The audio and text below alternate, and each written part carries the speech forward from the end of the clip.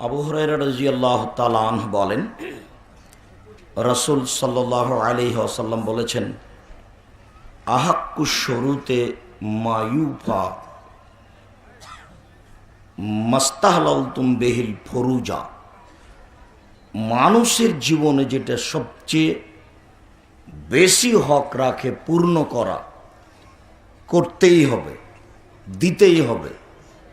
মানুষের জীবনে যেটা সবচেয়ে গুরুত্বপূর্ণ শর্ত, যা পূর্ণ করতে হবে, মানুষের জীবনে যেটা সবচেয়ে গুরুত্বপূর্ণ শর্ত, যা পূর্ণ করতে হয়, তা হচ্ছে ওই সম্পদ প্রদান করা যেই সম্পদের বিনিময়ে স্ত্রীর লজ্জাস্থানকে বৈধ করা হয়েছে।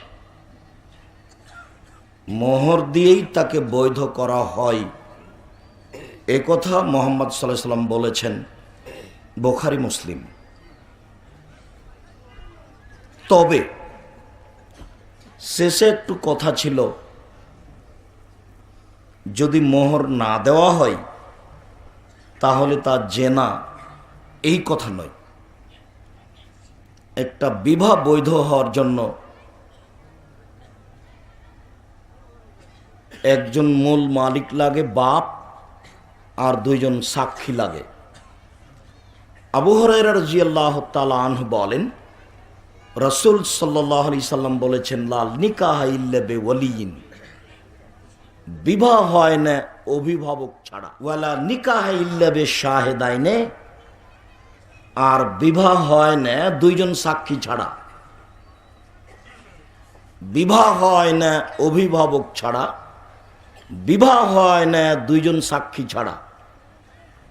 আবু দাউদ, নাসাই, তিরমিজি, ইবনে মাজাহ, সহিহ হাদিস।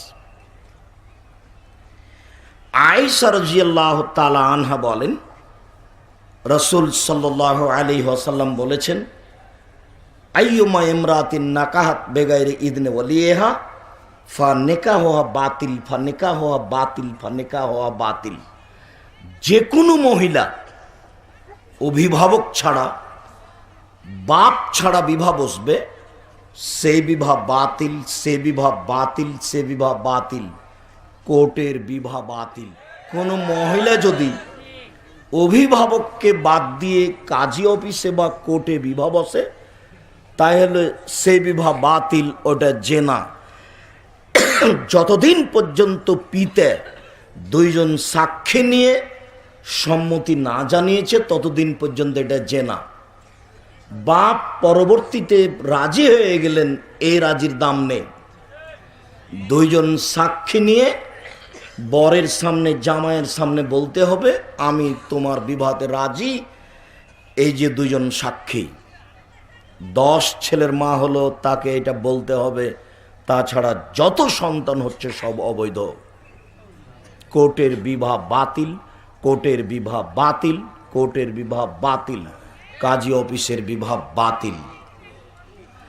আবু হুরায়রা রাদিয়াল্লাহু তাআলা আনহু বলেন, রাসূল সাল্লাল্লাহু আলাইহি সাল্লাম বলেছেন, লা তুযাব্বিজুল মারাতু আল মারাতা ওয়ালা তুযাব্বিজু নাফসাহা।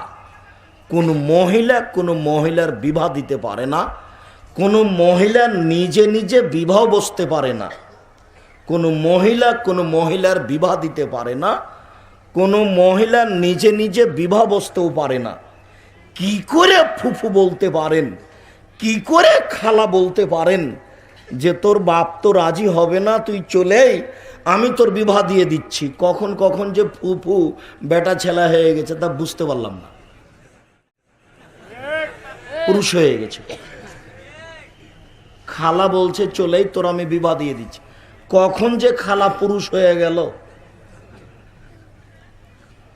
দুইজন সাক্ষী ছাড়া বিবাহ হয় না, অভিভাবক ছাড়া বিবাহ হয় না। মোহর ছাড়াই যদি পিতা দুইজন সাক্ষী নিয়ে রাজি থাকে, তাহলে বিবাহ বৈধ। তবে মোহর নির্ধারণ করে টাকা দিতেই হবে। টাকা মাপ নেওয়া যায় না, মাপ চাওয়া যায় না। স্ত্রী নিজে যদি খুশি হয়ে বলে যে আরে আমি একটা রাজশাহী চাঁপাইনবাবগঞ্জের ফজলি আম হলেই আমি খুশি, সব টাকা ছেড়ে দিলাম, তাহলে কোনো সমস্যা নেই। তবে স্বামী এই কথা বলতে পারে না যে আমাকে মাপ দাও। সবচেয়ে যেটা গুরুত্বপূর্ণ শর্ত যা মানুষকে পূর্ণ করতে হবে তা হলো মোহর। মোহর দিতেই হবে। আগামীকাল সন্ধ্যা হতে হতে মোহর প্রদান করুন। এই ছেলে, তোমার বাপ যদি মারা যায় তাহলে তুমি তোমার বাপের অর্থ সম্পদ হতে তোমার মাকে মোহর দিয়ে দাও। মোহর এইটা জরুরি জিম্মেদারি, তোমাকে তোমার বাপকে দিতেই হবে। তোমার বাপের অর্থ সম্পদ থেকে মোহর প্রদান করো।